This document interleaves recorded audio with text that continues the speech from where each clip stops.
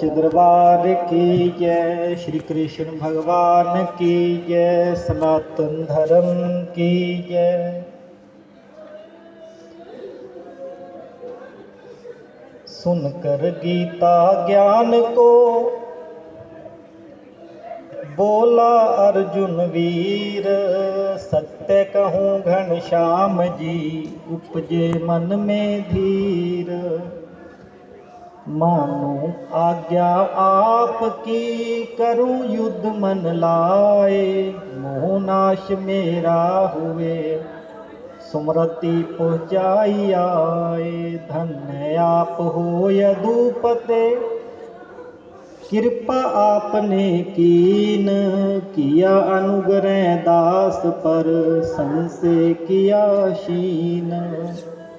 जहाँ जुगेश्वर कृष्ण है और धुरंधर पारत, तहाँ विजय और लक्ष्मी भेजर करो यथात। ओम हरे राम श्री राम राम हरे हरे, हरे कृष्ण श्री राधा कृष्ण हरे हरे। ओम हरे राम श्री राम राम हरे हरे, हरे कृष्ण श्री राधा कृष्ण हरे हरे। ओम हरे राम श्री राम हरे हरे, हरे कृष्ण श्री राधा कृष्ण हरे हरे। श्री राधा कृष्ण हरे हरे, श्री राधा कृष्ण हरे हरे।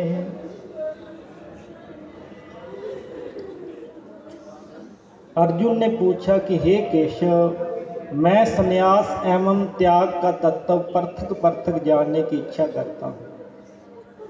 भगवान श्री कृष्ण बोले कि हे पार्थ, कामना वाले कर्मों के त्याग को ज्ञानी लोग संन्यास मानते हैं और अज्ञानी पुरुष फल के त्याग को त्याग कहते हैं।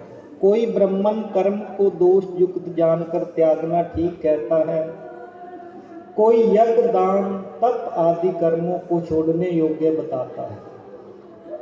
हे भारत, त्याग के विषय में मेरा ऐसा मत है कि त्याग 3 प्रकार का है। यज्ञ दान तप आदि कर्मों को नहीं त्यागना चाहिए, क्योंकि ये तीनों ज्ञानियों को भी पवित्र करते हैं। यह सब कर्म अशक्ति और फल को त्याग कर करने चाहिए। मेरा निश्चय मत यही है जो सर्वोत्तम है। अपने निमित्त कर्म को त्यागना उचित नहीं। यदि मोहवंश ऐसा किया जाए तो वह तामस त्याग है, कर्म दुखप्रद है। यह विचार कर शरीर के क्लेश के भय से जो त्याग करता है उसे त्याग का फल नहीं मिलता।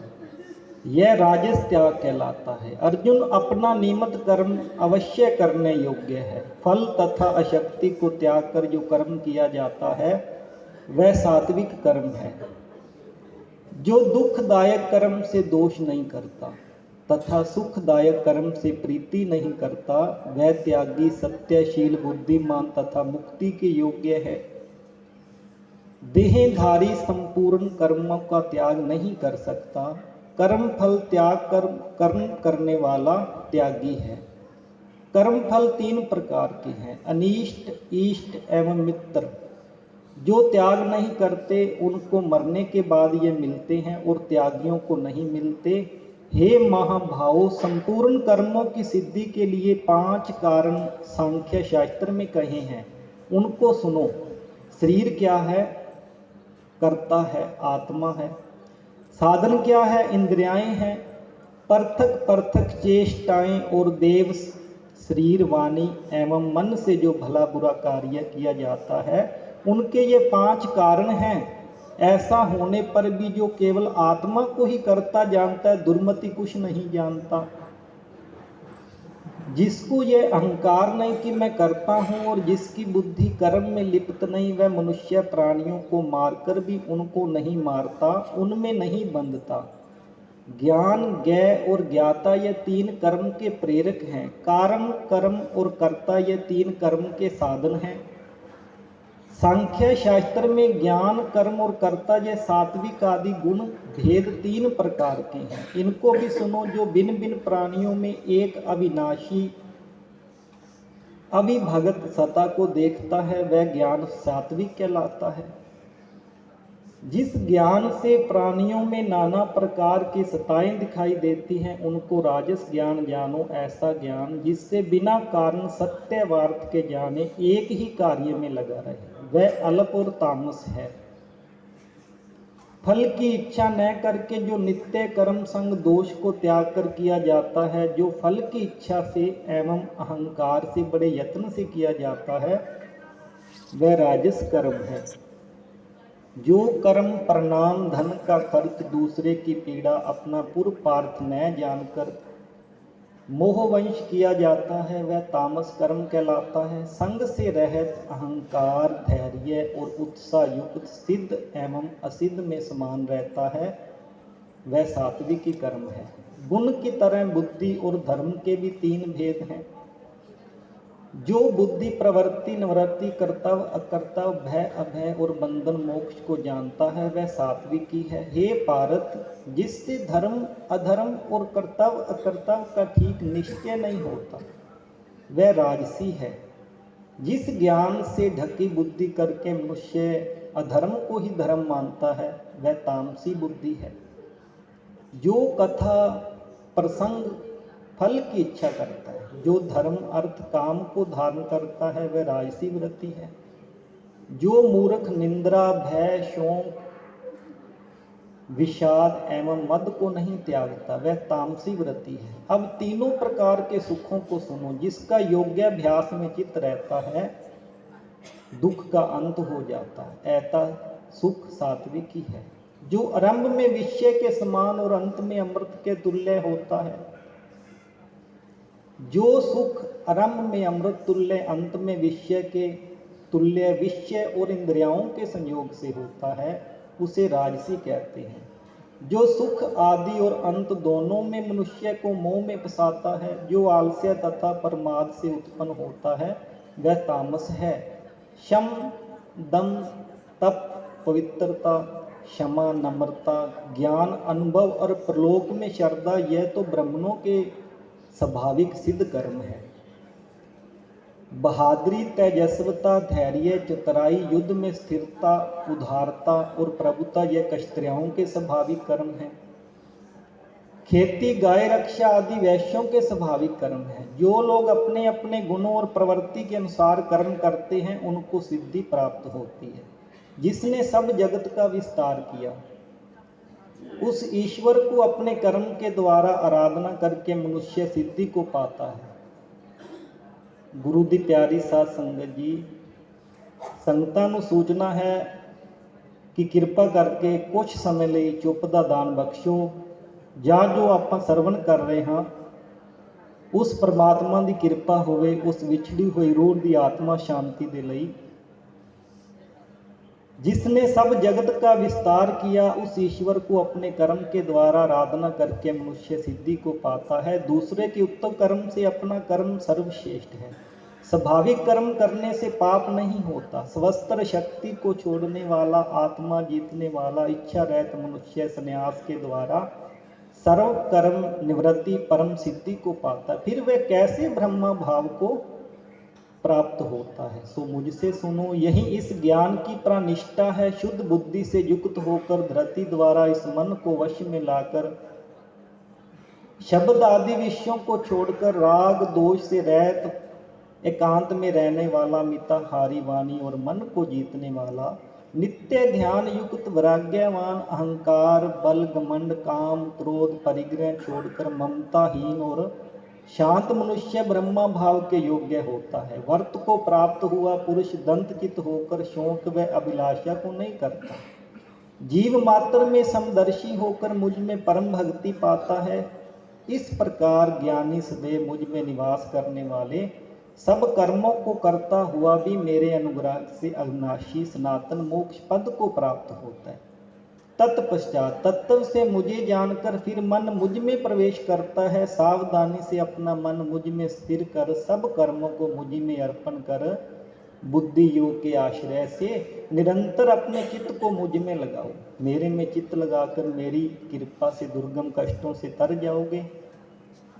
यदि अहंकार का आश्रय लोगे, मेरी बात को श्रवण करोगे तो नष्ट हो जाओगे। यदि अहंकार का आश्रय लेकर ऐसा मानते हो तो यह तुम्हारा निश्चय झूठा है, क्योंकि स्वभाव तुम्हें युद्ध करावेगा। हे कौन्तेय, जिस कर्म को तू अब मोह से करना चाहता है उसे अपने स्वाभाविक कर्म में बंधा हुआ बेबस होकर करेगा। हे अर्जुन, जीवों के हृदय में स्थिर ईश्वर उसको माया से भरमा रहा है, मानो सब यंत्र पर चढ़े हैं। हे भारत, सब भावों में उसकी कृपा से परम शांति एवं मुक्ति को पाओगे। यह गूढ़ ज्ञान मैंने तुमसे कहा, इसे भली भांति विचार कर जैसा चाहते हो वैसा ही करो। अब तुम सबसे गूढ़ वचन सुन, क्योंकि तुम मेरा मित्र है। मैं तेरे हित की बात करूँगा। मेरे में मन लगाओ, मेरे ही भक्त हो जाओ, मेरा यज्ञ करो, मेरा नाम जपो, सब धर्मों को छोड़ मेरी शरण आओ, मैं तुम्हें सब पापों से छुड़ा दूंगा। यह मेरा रहस्य ऐसे पुरुष से है जो तप न करता हो, मेरा भगत न हो, कभी भी नहीं करना चाहिए। जो इस परम गुप्त ज्ञान को मेरे भगत में प्रकट करेगा वह मेरी परम भक्ति को पाकर अंत मुझ में लीन हो जाएगा। इस संवाद को जो कोई पढ़ेगा उसे मैं समझूंगा कि उसने ज्ञान यज्ञ से मेरी पूजा की। जो श्रद्धावान पुरुष दोष ढूंढे बिना इसे सुनेगा वह भी मुक्त होकर पुण्य आत्मा को मिलने वाले शुभ लोक को प्राप्त होगा। हे पार्थ, तुमने एकाग्रचित्त से मेरे कहे हुए उपदेश को सुना या नहीं? हे धनंजय, तुम्हारा ज्ञान से उत्पन्न मोह नष्ट हुआ या नहीं? अर्जुन ने कहा, भगवान श्री कृष्ण, आपकी कृपा से मेरा मोह नष्ट हो गया। अब मैं निरसंदेह आपकी आज्ञा पर स्थिर हूँ, जैसा आप कहेंगे वैसा करूँगा। मैंने महात्मा वासुदेव और अर्जुन का ये रोमांचकारी अद्भुत संवाद सुनाया। व्यास जी की कृपा से साक्षात योगेश्वर श्री कृष्ण जी के मुख से इस पूर्ण संवाद को मैंने सुना। हे राजन, श्री कृष्ण अर्जुन के इस अद्भुत पुण्य कारक संवाद को स्मरण करके मन बार बार प्रसन्न होता है। श्री कृष्ण भगवान के उस अद्भुत रूप को स्मरण करके मुझे बड़ा विस्मय होता है। हे राजन, मैं बारंबार प्रसन्न होता हूँ। मेरी ऐसी धारणा है, जहाँ योगेश्वर भगवान श्री कृष्ण है, जहाँ पार्थ है, वहीं राजलक्ष्मी, विजय, ऐश्वर्य और अटल नीति है। सच्चे दरबार की जय, श्री कृष्ण भगवान की जय, सनातन धर्म की जय। बोलो साचे दरबार की, बोलो श्री नंगली निवासी भगवान की, बोलो श्री परमहंस दयाल जी महाराज की, परम पूज्य श्री गुरुदेव जी महाराज की। दीवे दिलो वांगू, दीवे दिलो वांगू, जिंदगी ना खेल वे, बुझ जाना दीवा जदों, मुक जाना तेल वे। दीवे दिलो वांगू, दीवे दिलो वांगू, जिंदगी दा खेल वे, बुझ जाना दीवा जदों, मुक जाना तेल वे। दीवे दिलो मान केड़ी गल दा तू करे मेरे आनिया, सुक जांदे पत्ते जदों छड़ जान टानिया। मान केड़ी गल दा तू करे मेरे आनिया, सुक जांदे पत्ते जदों छड़ जान ठानिया वादा वरोलायोने वादा वरोलायोने होना नहीं मेलवे बुझ जाना दीवा जदों मुक जाना तेल वे दीवे दिलो वांगू दीवे दिलो वांगू जिंदगी दा खेल वे बुझ जाना दीवा जदों मुक जाना तेल वे दीवे दिलो वांगू दीवे दिलो वांगू जिंदगी दा खेल वे बुझ जाना दीवा जदों मुक जाना तेल वे दीवे दिलो वांगू सच दस बंदे जदों रब कोले जावेगा सच दस बंदे जदों रब कोले जावेगा अपनियां कीतियां दा फल उथे पावेगा अपनियां कीतियां दा फल उथे पावेगा पाप पुण्य वाला तेरा पाप पुण्य वाला तेरा होना उथे मेल वे बुझ जाना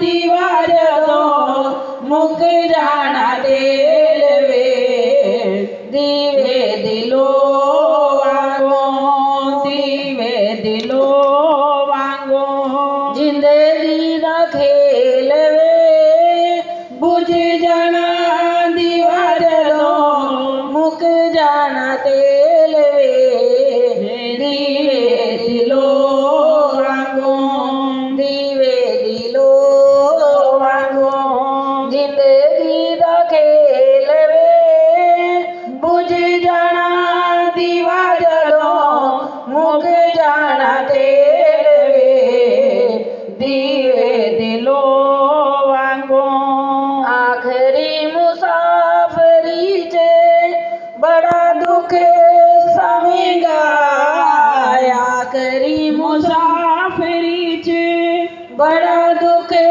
सवेगा नाम वाली बेड़ी ले ले सदा सुखी रवेगा नाम वाली बेड़ी ले ले सदा सुखी रवेगा सुतारे होटे शयते सुतारे होटे शयते लंघ जानी रेल वे बुझ जाना दीवा जदों मुक जाना तेल वे दीवे दिलो वांगू दीवे दिलो वांगू जिंदगी दा खेल वे बुझ जाना दीवा जदों मुक जाना तेल वे दीवे दिलो वांगू दीवे दिलो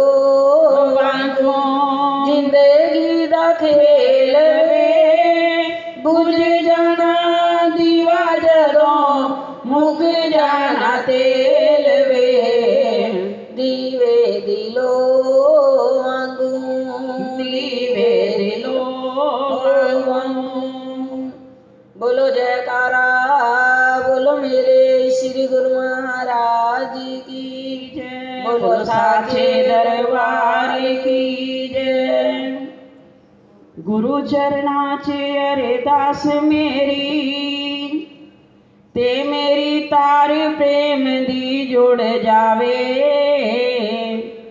श्वास श्वास जाए प्रभु याद अंदर ते वक्त हरदम इस तरह पास होवे ख्वाहिशां छड़ जहान दियां सारियां नो सतगुरु दर्शन दी लगी प्यास होवे तू ही तू निकले अरदास मेरी अमृत पीवाते मन मेरा साफ होवे। आवागमन दे चक्कर भी कट जांदे, सुरती गुरु चरना विच खास होवे।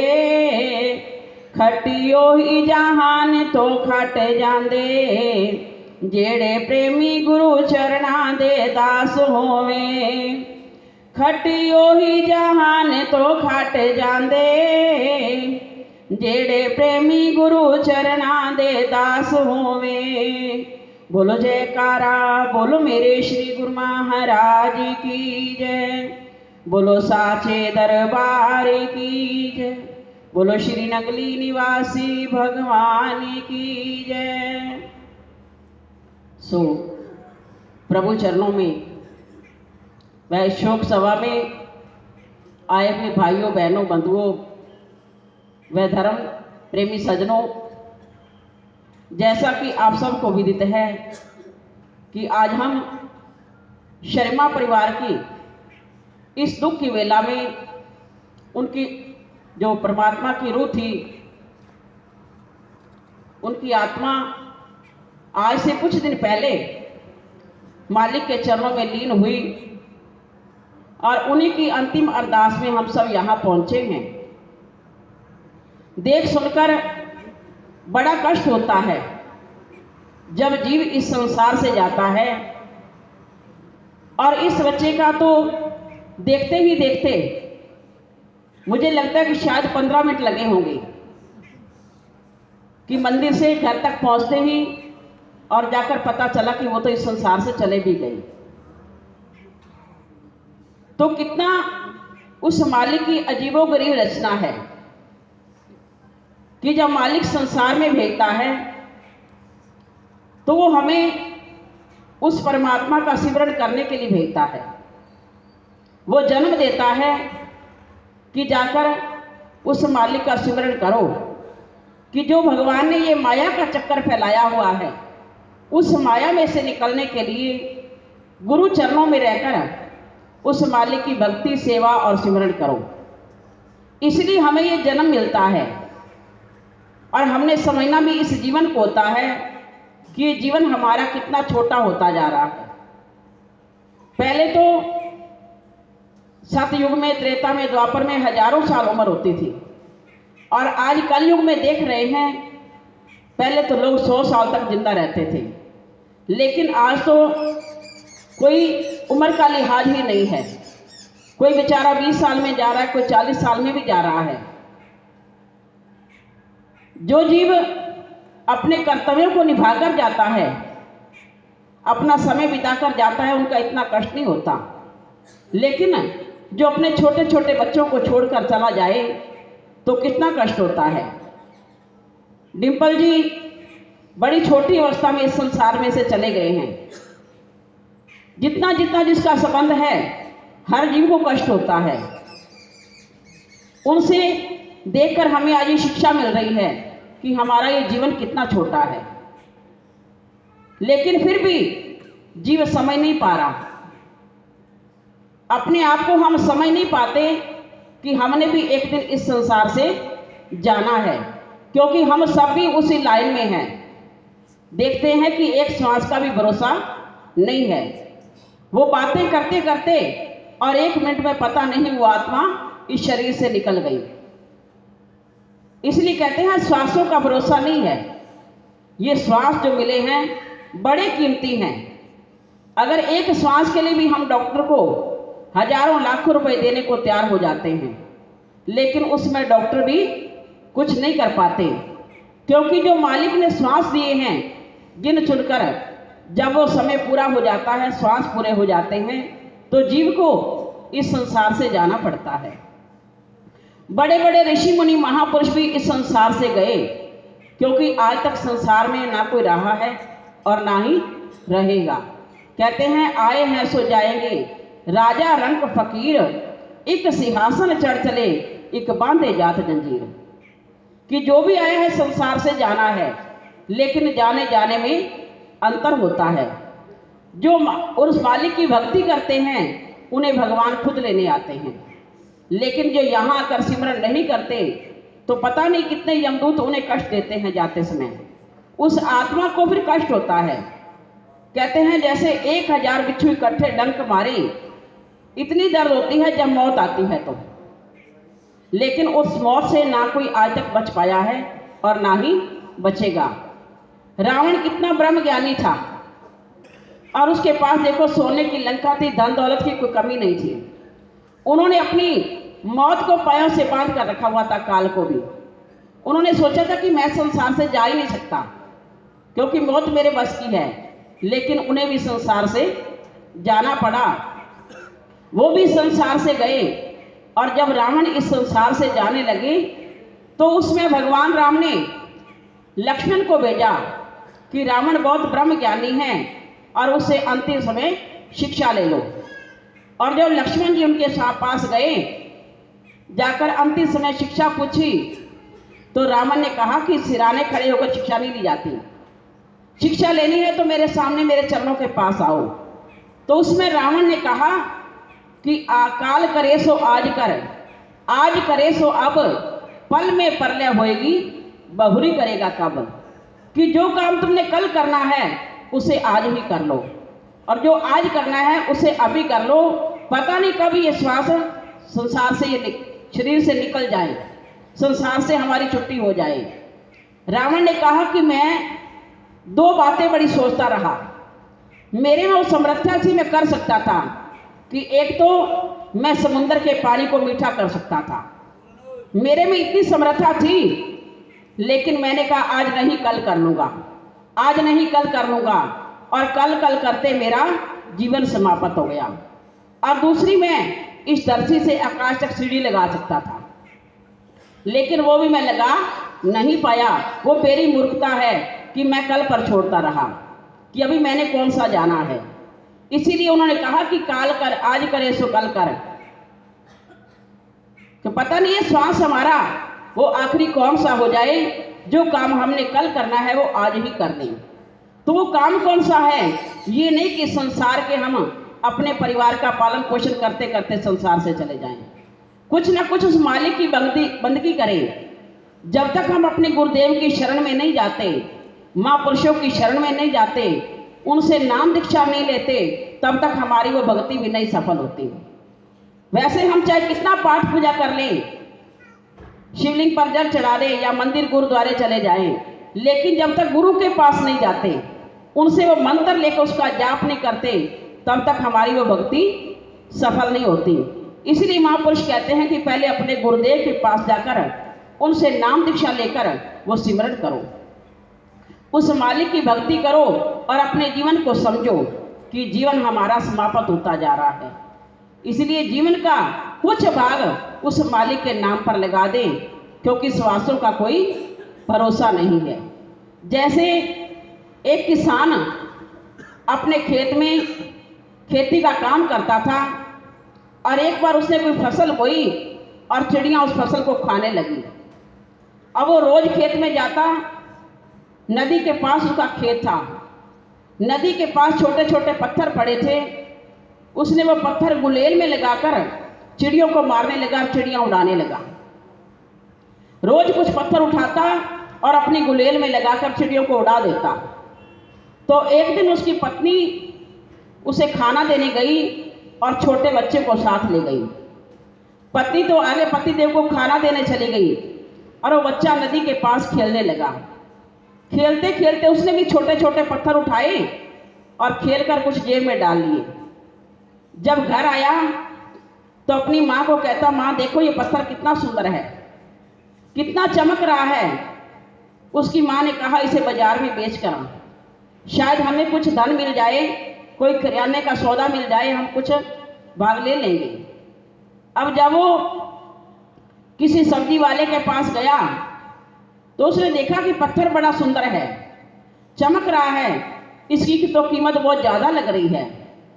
तो उसने कहा कि मैं इसका कुछ दे नहीं सकता, तुम ऐसे करो किसी जोरी के पास इसे ले जाओ, ये पत्थर बेच दो।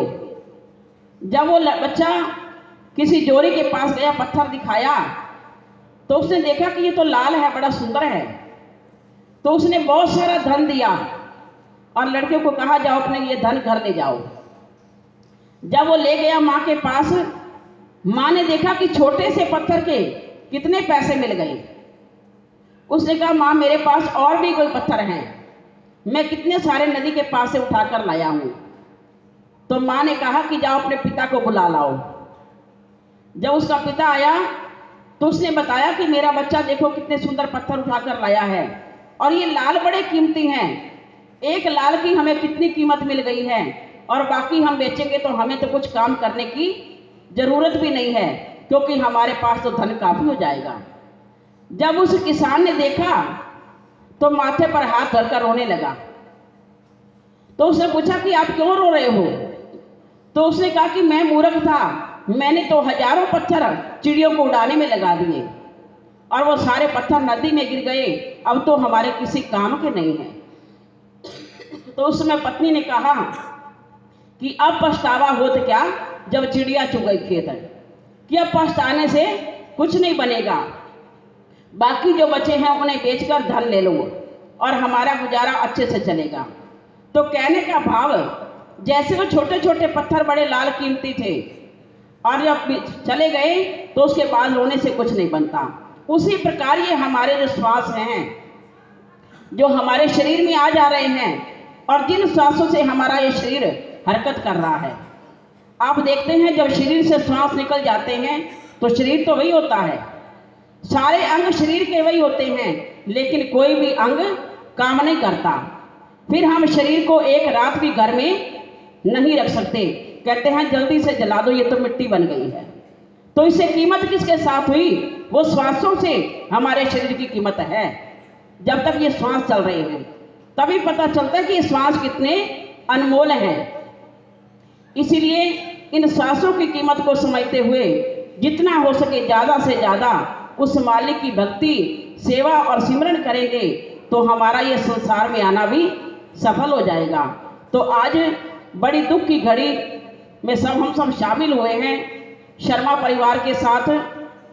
सबको, जितने रिश्तेदारों को भी घाटा है उतना गुरु दरबार को भी है कि गुरु दरबार के पड़ोस रहकर ये मालिक की भक्ति, सेवा, सिमरन करते हैं।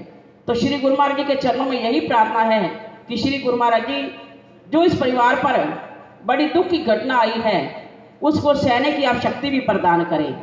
उनकी छोटी बच्ची है, पत्नी है और भाई भाभी सभी परिवार को दुख सहन करने की शक्ति प्रदान करें, और उस आत्मा को, उस रूह को अपने चरणों में स्थान दें। बोलो जयकारा, बोलो मेरे श्री गुरु महाराज की जय, बोलो साचे दरबार की जय। ओम हरे राम श्री राम राम हरे हरे, हरे कृष्ण श्री राधा कृष्ण हरे हरे। ओम हरे राम श्री राम राम हरे हरे, हरे कृष्ण श्री राधा कृष्ण हरे हरे, श्री राधा कृष्ण हरे हरे, श्री राधा कृष्ण हरे हरे। श्री भगवान ने कहा कि हे गरुड़ जी, मैं सब अर्धोदेहिक मरने के बाद जो क्रिया की जाती है तुम्हें सुनाऊंगा, जिसको 10 दिन के भीतर सुनकर मनुष्य सब पाप से छूट जाता है। यह पारमार्थिक कर्म पितरों को मुक्ति देने वाला है, पुत्र की वांछित कामना को देने वाला है, और परलोक तथा इस लोक में सुख देने वाला है। जो नास्तिक अधम नर इस कर्म को नहीं करते, उनका स्पर्श किया हुआ जल भी सुरा के तुल्य पीने अयोग्य है। देवता पितृगण उनके घर को नहीं देखते। ब्राह्मण, क्षत्रिय, वैश्य, शूद्र तथा और लोगों को भी प्रेत क्रिया के बिना चंडाल के समान जानना चाहिए। इस पवित्र प्रेत कल्प को जो सुनाते हैं और सुनते हैं वह दोनों पाप से छूटकर दुर्गति को प्राप्त नहीं होते। हे गरुड़ जी, माता पिता के मरने पर जो पुत्र इनको सुनते हैं उनके माता पिता मुक्ति को प्राप्त होते हैं। वह पुत्र संतति वाला होता है जिसने श्री गरुड़ पुराण नहीं सुना, गया श्राद्ध नहीं किया, जिसने वृषोश्रग जो कि बैल को छोड़ा जाता है नहीं किया, उसे कैसे पुत्र कहा जाए? यह तीनों प्रकार के क्षण से कैसे छूटेगा? माता पिता को कैसे तारेगा? इसलिए सब प्रयत्न से श्री गरुड़ पुराण निश्चय सुनना चाहिए। यह धर्म, अर्थ, काम और मोक्ष को देने वाला है, दुख का नाश करने वाला है। इसे सदा सुनना चाहिए। इस श्री गरुड़ पुराण को सुनकर इस पुराण के बाँचने वाले को वर्णित अथवा यथेष्ट दान देना चाहिए। पहले श्री पुराण की पूजा करें, वस्त्र, अलंकार, गोदान, दक्षिणा से आदरपूर्वक वाच्य की पूजा करें। अन्न, सोने के दान और बोध भूमि दान से अधिक फल की प्राप्ति के लिए भक्ति पूर्वक वाच्य की पूजा करें। वाच्य की पूजा से मैं पूजित होता हूँ। सच्चे दरबार की जय।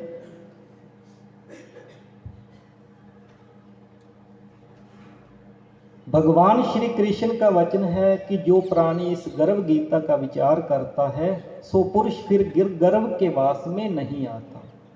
हे कृष्ण, यह जो प्राणी गर्भ विषय आता है किस दोष करके आता है? हे प्रभु, जब यह जन्मता है इसको जरा रोग लग जाते हैं, फिर मृत्यु हो जाती है। स्वामी, यह कौन कर्म है जिसके करने से प्राणी जन्म मरण में ही रहता है? हे अर्जुन, यह जो मनुष्य है सो अंधा है, मूर्ख है, जो संसार के साथ प्रीति करता है, क्योंकि यही मेरी माया है।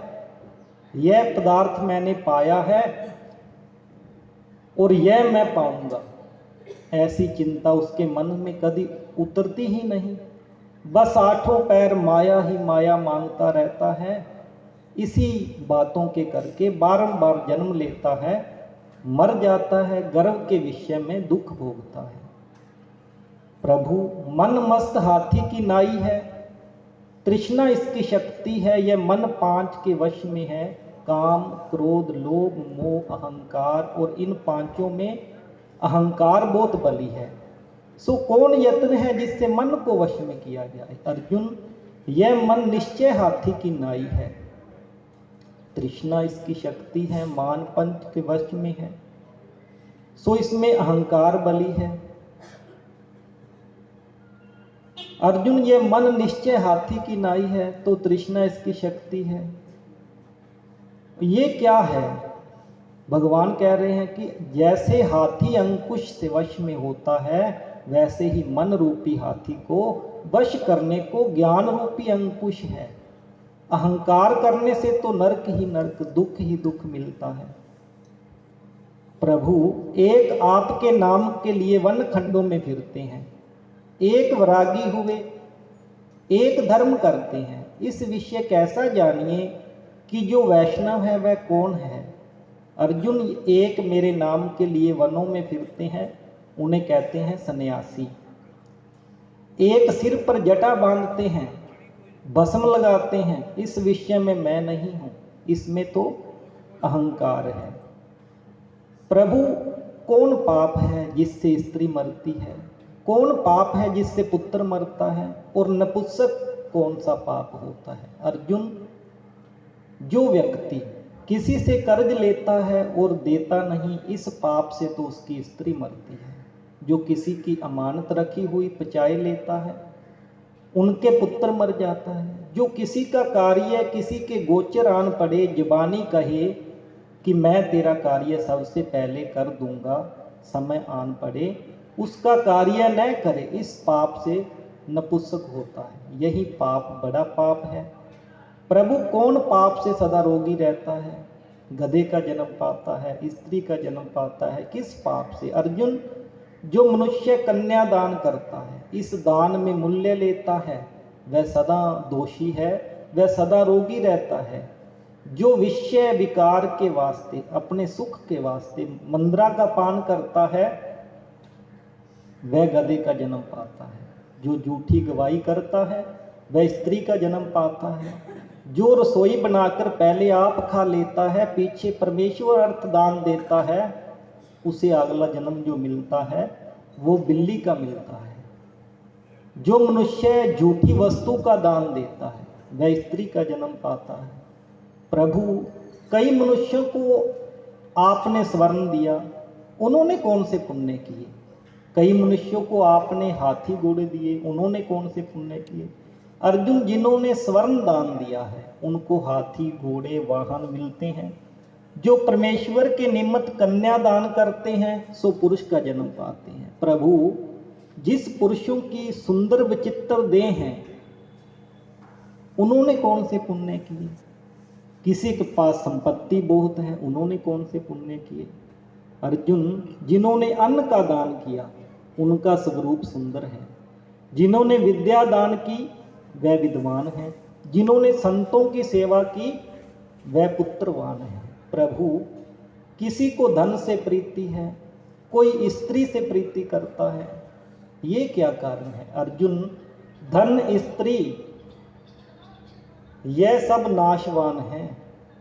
प्रभु, राजपाट किस धर्म से मिलता है? विद्या किस धर्म से मिलती है? अर्जुन, जो प्राणी श्री काशी में निष्काम भक्ति से तप करता है, देह त्यागता है, वह राजा होता है। जो गुरु की सेवा करता है वह विद्वान होता है। प्रभु, किसी को धन अचानक मिल जाता है, वो परिश्रम नहीं करता, कोई सारी उम्र एकत्र नहीं कर पाता, कोई रोग रहित होता है, उन्होंने कौन से पुण्य किए? अर्जुन, जिन्होंने गुप्त दान किया उनको जो धन है अनानास मिलता है। जिन्होंने परमेश्वर का कार्य किया, पराया कार्य सवारा, उनको कभी रोग नहीं रहता। प्रभु, कौन पाप से सदा कुष्ठी रहता है? अर्जुन, जो अपने गुरु की स्त्री में गमन करता है वह सदा दृष्टि रहता है, अमली रहता है। जो गुरु से विद्या पढ़कर मुकर जाता है वह गूंगा होता है। प्रभु, किसी की देह में रक्त का विकार है, किस पाप से? कोई दरिद्री है, कोई किसी को खंड वायु है, कोई अंधा है, कोई पागल है, किस पाप से? कोई स्त्री बाल विधवा हो जाती है, किस पाप से? अर्जुन, जो सदा क्रोधवान रहते हैं उनको रक्त विकार होता है। जो सुशील रहते हैं वह दरिद्री होते हैं। जो बुरे कर्म करने वाले ब्राह्मण को दान देते हैं उनको खंड वायु होती है। जो प्राणी स्त्री को नंगी देखता है, गुरु की स्त्री से कुष्ठी करता है, जिसने पराये पुरुषों से स्त्री संग करती है वह बाल विधवा होती है। प्रभु, आप पार ब्रह्मा हो, आपको मेरा नमस्कार है। आगे मैं आपको संबंधी जानता था, अब प्रभु जानता हूँ। हे पार ब्रह्मा, गुरु दीक्षा कैसी वस्तु है, कृपा कर मुझे कहिए। अर्जुन, तुमको धन्य है, तुम्हारी माता को धन्य है जिसने तुम ऐसे पुत्र को जन्म दिया, जिसने गुरु दीक्षा पूछी है। अर्जुन, सारे संसार के गुरु जगतनाथ हैं। विद्या का गुरु कांशी, चारों वर्णों का गुरु ब्राह्मण और ब्राह्मण का गुरु सन्यासी। सन्यासी किसे कहते हैं? जिसने सबको त्याग करके मेरे विषय में मन को लगाया है सो जगत गुरु ब्राह्मण है। अर्जुन, यह बात ध्यान देकर सुनने, गुरु हो कैसा? जिसने सब इंद्रियों को जीता हो, जिसको सब संसार ईश्वर रूप नजर आता हो, सब जगह से उदास हो, ऐसा गुरु करें जो परमेश्वर का कार्य करने योग्य होवे। उस गुरु की पूजा सब तरह करें। जो गुरु का भगत है सो मेरा भगत है। जो प्राणी गुरु सन्मुख होकर मेरा भजन करता है उसका भजन करना सफल है।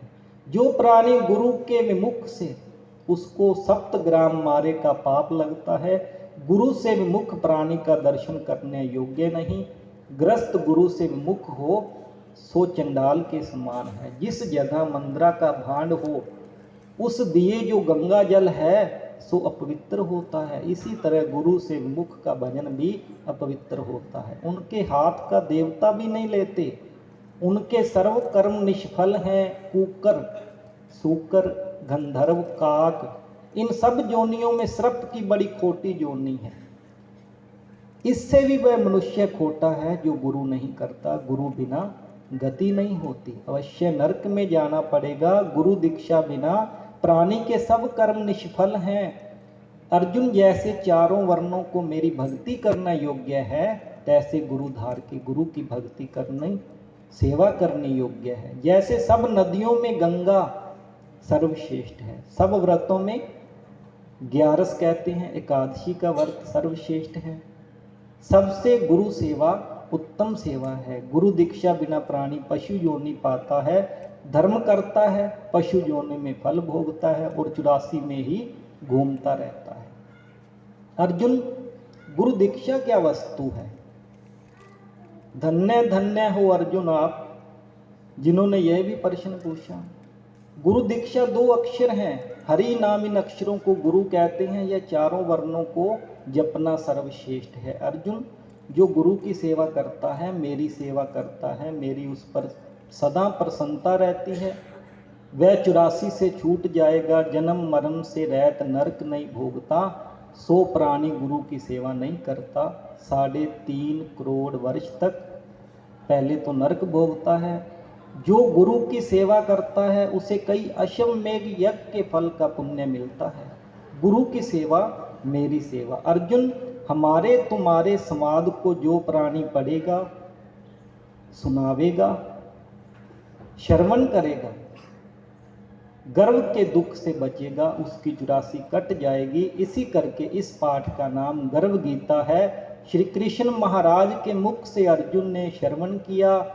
गुरु दीक्षा लेना उत्तम कर्म है, उसका फल यह है कि नरक की 84 से जीव बचा रहता है, भगवान की उस पर सदा प्रसन्नता रहती है। इत श्री गरुड़ पुराण समाप्त। सच्चे दरबार की जय। श्री गरुड़ पुराण की जय। सनातन धर्म की जय।